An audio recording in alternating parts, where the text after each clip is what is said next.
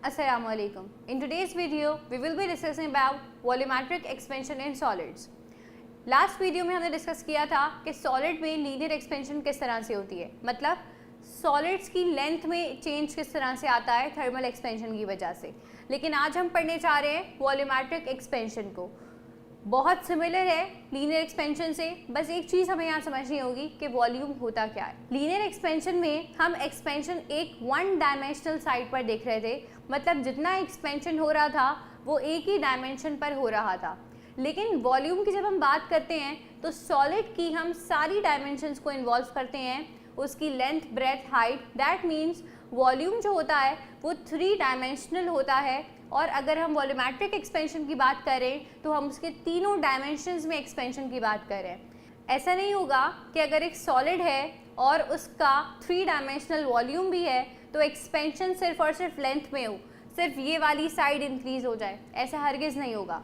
जो एक्सपेंशन होगी वो ओवरऑल द वॉल्यूम होगी, उसकी लेंथ भी सेम रेट से बढ़ेगी, उसकी ब्रेथ भी सेम रेट से बढ़ेगी और उसकी हाइट भी सेम रेट से बढ़ेगी।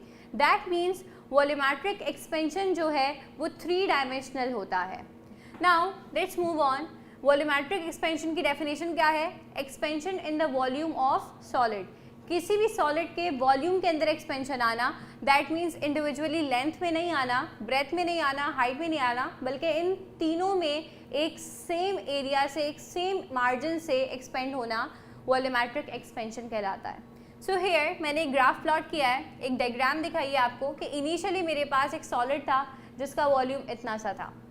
इसकी अपनी एक पर्टिकुलर लेंथ थी, पर्टिकुलर ब्रेथ थी और पर्टिकुलर हाइट थी जो इसका वॉल्यूम बना रहे थे। मैंने क्या किया, मैंने इस सॉलिड को हीट करना शुरू कर दिया। इसकी वजह से ये सॉलिड क्या करेगा, थर्मल एक्सपेंशन के अंदर चला जाएगा। नाउ आफ्टर थर्मल एक्सपेंशन इसका वॉल्यूम बढ़ जाएगा। जब इसका वॉल्यूम बढ़ जाएगा, ना इसकी लेंथ पुरानी वाली रहेगी, ना इसकी ब्रेथ पुरानी वाली रहेगी और ना ही इसकी हाइट पुरानी वाली रहेगी। ये सारी चीज़ें क्या हो जाएंगी, चेंज हो जाएंगी, सब इंक्रीज हो जाएंगी और ओवरऑल वॉल्यूम चेंज हो जाएगा।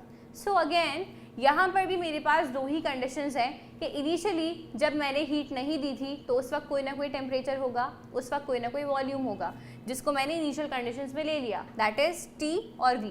जो भी हो अभी हमें कोई फ़र्क नहीं पड़ता, जस्ट हमने डिनोट कर दिया है एक T और V। आगे बढ़ते हैं। लेकिन अब मैंने क्या किया, मैंने अब इसको हीट कर दिया है। हीट करने की वजह से क्या इसका टेम्परेचर पुराना वाला रहेगा? ऐसा हरगिज़ नहीं है। और क्योंकि थर्मल एक्सपेंशन भी होगी तो क्या इसका वॉल्यूम पुराना वाला रहेगा? नहीं, दोनों चीज़ें चेंज हो जाएंगी, जिनको मैंने T बार और V बार से डिनोट किया है। ये कुछ भी हो सकते हैं लेकिन ये T और V नहीं हो सकते। लेकिन हमें नहीं पता, हमने रैंडम वेरिएबल्स कंसिडर कर लिए हैं। सो फार सो गुड। आगे चलते हैं। अगर मुझे डिफरेंस कैलकुलेट करना हो तो बिल्कुल सिमिलर है जैसे हमने लीनियर एक्सपेंशन में किया था कि बाद वाले में से पहले वाले को माइनस कर लेंगे तो चेंज इन टेम्परेचर मिल जाएगा जो इस एक्सपेंशन में इन्वॉल्व होगा।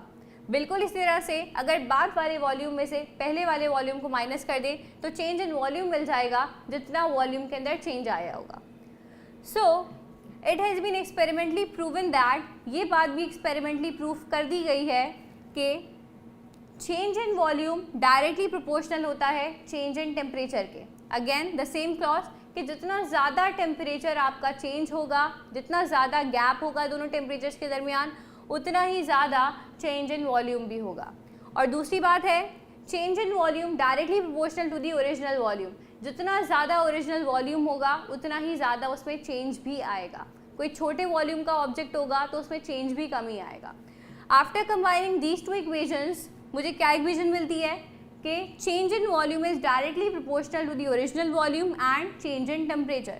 नाउ दैट मीन्स अगर वॉल्यूम भी ज़्यादा होगा और चेंज इन टेम्परेचर भी ज़्यादा होगा तो चेंज इन वॉल्यूम भी ज़्यादा होगा। लेकिन अगर दोनों चीज़ें कम होंगी तो चेंज इन वॉल्यूम भी कम होगा।